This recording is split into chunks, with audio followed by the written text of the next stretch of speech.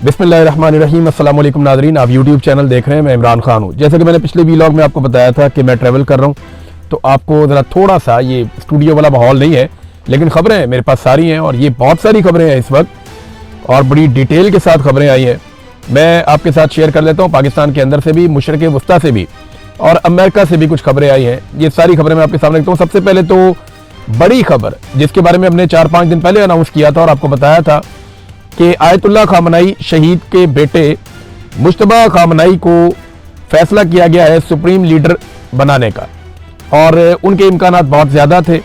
America ने उसके ऊपर एतराज़ किया था। डोनाल्ड ट्रंप ने कहा था जी मुझे पसंद नहीं है, मेरी मर्जी शामिल की जाए, मैं बताऊंगा किसको बनाना है और मेरी मर्जी का बंदा लगाया जाए।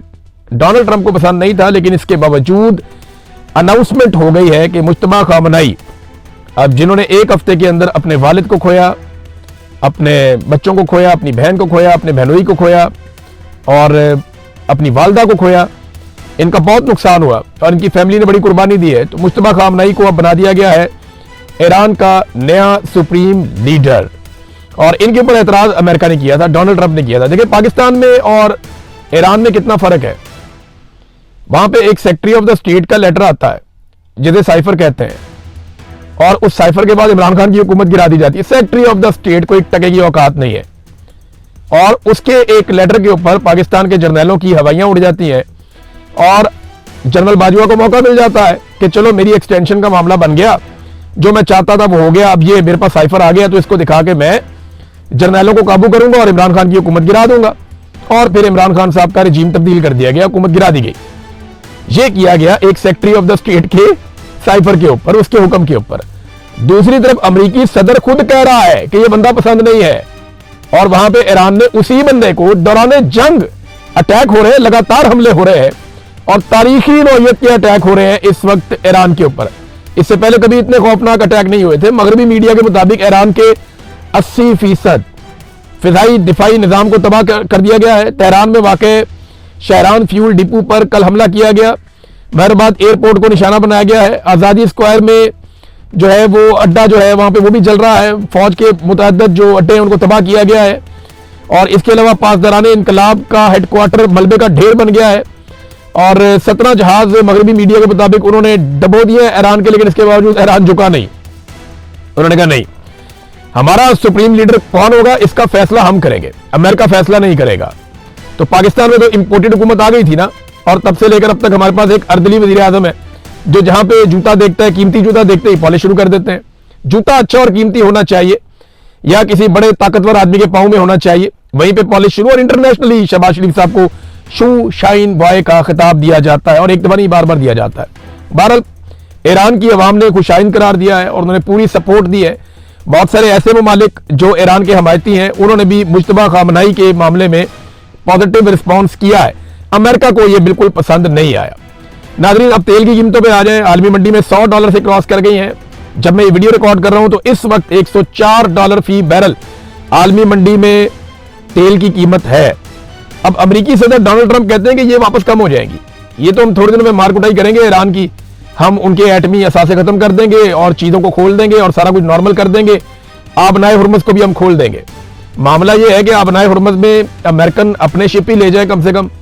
वो दुनिया के ममालिक को कहते हैं कि अपने शिप वहां से गुजार लो, कंपनियों को कहते हैं कि अपने शिप वहां से गुजार लो, जबकि अपने शिप जिनके ऊपर हथियार लगे हुए हैं उनको आबनाए हुर्मुज़ से दूर ले जाते हैं। रीजन क्या है? अमेरिकन अच्छी तरह समझते हैं कि यहां पे खतरा है और ईरान सचमुच मारेगा। लिहाजा डोनाल्ड ट्रंप को लगता तो है कि वो ये बंदिश खोल देंगे, लेकिन ईरान ये कह रहा है कि हम इस लड़ाई को लंबा लेकर जाएंगे। बल्कि ईरान के अंदर से उनकी हुकूमत ने कहा कि हम इस लड़ाई को वहां तक ले जाएंगे जहां तक डोनाल्ड ट्रंप का मिड टर्म इलेक्शन आ जाएगा और मिड टर्म इलेक्शन में डोनाल्ड ट्रंप इबरत का निशान बन जाएगा। हम इस लड़ाई को वहां तक ले जाएंगे। तो डोनाल्ड ट्रंप ने कहा कि तेल सस्ता वापस हो जाएगा और वो लोग बेवकूफ हैं जो ऐसा नहीं समझते।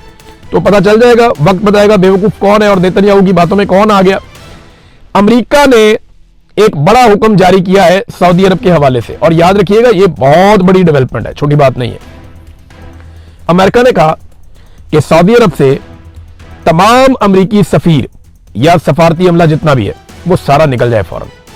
इसका मतलब आप समझते हैं, ये आखिरी ऑप्शन होता है कि अब बड़ी जंग शुरू होने लगी है, सफीरों को भी निकालो यहां से। नॉर्मली वो क्या करते हैं, अपने शहरियों को कहते हैं आप निकल जाएं। नॉर्मली वो क्या करते हैं, अपने खास लोगों को कहते हैं आप निकल जाएं, और जो सफारती अमला है वो मौजूद रहता है। लेकिन अमेरिका ने सऊदी अरब के अंदर अपने सफारती अमले को भी कह दिया निकल जाओ। ऐसा लगता है कि उनके दिमाग में कुछ बड़ा खेल चल रहा है, कुछ बड़ा वहां पे होने जा रहा है। देखिए अब अमेरिका चाहता क्या है, इसके ऊपर मैं आपको यहां पे एक स्टेटमेंट निकाल के देता हूं, और ये बाकायदा अमेरिकन कह रहे हैं, अपने मुंह से कह रहे हैं कि अरबों को इस लड़ाई में शामिल होना चाहिए। अमेरिका अकेला ईरान से नहीं लड़ सकता, ये अमेरिकी हुक्मरान कह रहे हैं। और यहां पे जो स्टेटमेंट है मेरे पास, ये स्टेटमेंट सेनेटर लिंडसे ग्राहम ने दिया है, जो डोनाल्ड ट्रंप के बहुत करीबी साथी हैं। वो ये कहते हैं कि अमेरिका अकेला ईरान से नहीं लड़ सकता, अब अमेरिकी इत्तेहादी अरब मुल्कों को भी लड़ना पड़ेगा। मैं अरब दोस्तों को कहता हूं कि अमेरिका ने ईरान को मारा है और ईरान ने अरब मुल्कों को मारा है। क्या अरब मुल्कों ने भी ईरान को मारा है? नहीं। तो अब यह काम करना होगा, वरना अमेरिकी इत्तेहादी मुआहदे आपको नहीं मिलेंगे। अब अमेरिका यह चाहता है कि अरब ममालिक इस लड़ाई में उतरे। अरब मुल्कों ने आखिरी लड़ाई कब लड़ी थी, आपको याद है?